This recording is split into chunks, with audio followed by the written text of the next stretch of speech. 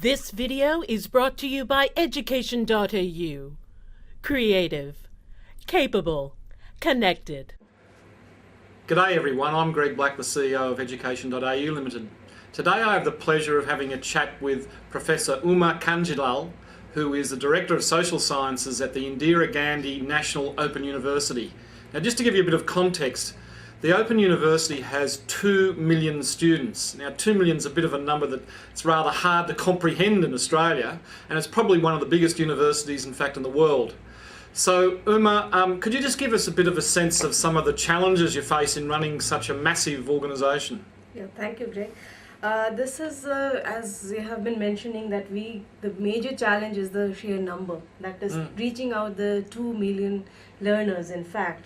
And in fact, ours is a national level university which is catering to not only the national jurisdiction, we are reaching out to the international community as well. Sure. We work in a 3-tier mode, right? We have headquarters in the New Delhi, in the capital of India, and then around 59 regional centers all over the country. And under that we have study centers, which is actually the students' point of contact with the counselors, in fact, and that is somewhere around 2,300. So I mean, keeping in touch and monitoring the whole structure is a real challenge for us. And in fact, from the point of view of the course content that we provide in the form of print material, they are excellent. Right. And in fact, they are in high demand even from the traditional universities. But from the point of implementation, it is something really a challenge for us. Because as I mentioned, that it's difficult to get this monitor the whole structure as such. Right. And in a very short span of time, we have expanded in a great way. So, and I mean, we had lot of development, and as we started somewhere in 1985, but actually the programs were started from say 1987. Right. There we had somewhere around 4,000 students, and all of a sudden, with a huge leap into 2 million students, you can understand. I mean, It's hard to understand. yeah, we could not reflect back also. Yeah. And in fact, it's time for us also to consolidate what we have been doing. Sure. So that Sure. is one thing. Then the other thing, having a national level reach, which means that we need to reach out to divergent groups, to the remotest corners of the country, and reaching out to the, a sort of a last mile reach to the learners is something of a big challenge to us. So what role's technology playing with all of this? From the very beginning, we have been dependent on technology in the sense that we have multi-mode delivery systems. Apart from the print, we have been supplementing with audio-video programs. Television is a major area where we are, is the basic service that we provide, and which is actually reaching out to the learners at their home. Right. And in fact, IGNOU has its own media center from where we are actually running 2 educational channels, which is exclusively for us.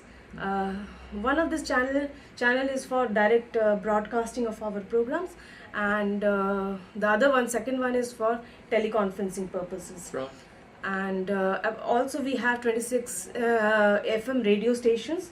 That's another mode of reaching out to the learners. Just vast. So, yeah, that's fantastic. So what about the future? Where do you see the university going? yeah, now in a big way we are thinking of using other ICTs like internet-based delivery, and also even in India we have a good reach through the mobile phones, in fact. So mobile technology is also being looked into.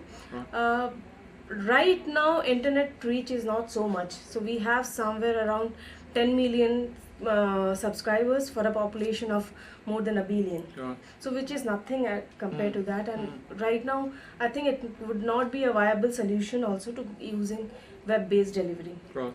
But we have a good number of mobile subscribers, and this is somewhere around 5 million subscribers already. Yes. And every month it's growing by 10 million at least. Mm. So that would be a market we will be looking into. Yeah. And that would be the, I think, future technology that we will be looking into. Sounds exciting. Yeah. And you're here sponsored by the Australia-India Council for a couple of weeks. What do you hope to see and achieve and learn?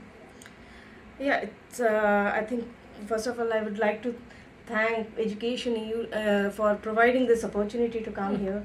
And also I'm grateful to Australia-India Council and Flinders University and Canberra University to provide me an opportunity to come and see, in fact, how technology is being used in this country. I mean, way back, I mean, Australia is already very advanced in use of ICT in education. And we have been, actually, I have been following for a long time how it's growing in this country. And this, I mean, I think it's the best perhaps in the world also, because the though USA is being using technology, but it's not so advanced at the way it is being used in Australia. I think you're focused more on the learner side. So Right. this is giving me an opportunity to see how ICT is being used, and perhaps whatever I'm learning from here can be used in our country as well. Fantastic, and I'm sure there's a lot that we can learn from Yeah. you. Thanks very much. Yeah, thank you.